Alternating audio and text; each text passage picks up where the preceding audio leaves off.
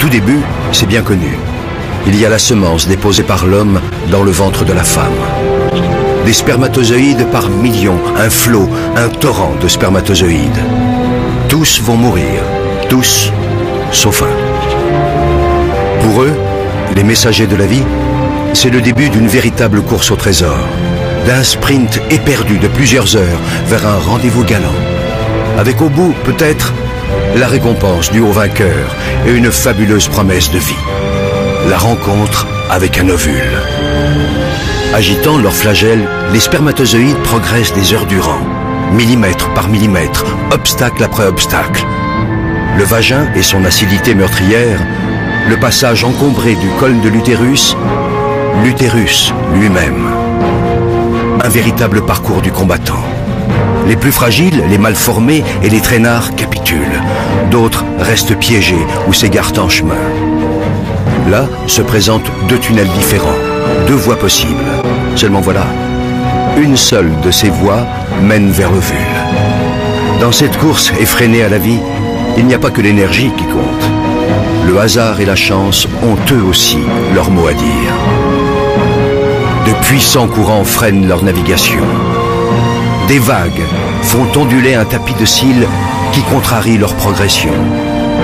Imaginez, les concurrents encore en lice ont déjà presque parcouru l'équivalent, pour eux, de la distance qui sépare la Terre de la Lune. Et pourtant, l'irrépressible force de la vie les pousse sans cesse vers l'avant. Enfin, au bout du long tunnel obscur, tel un astre mystérieux, l'ovule.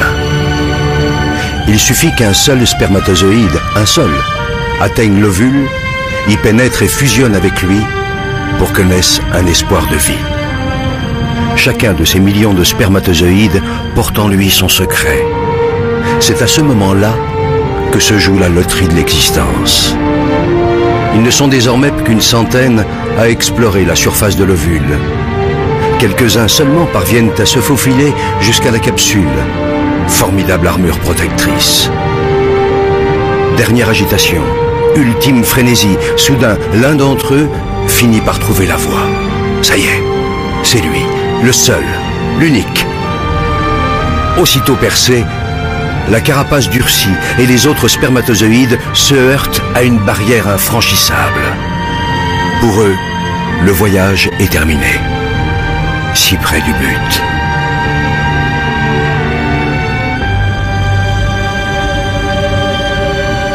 Pour le vainqueur, le périple continue.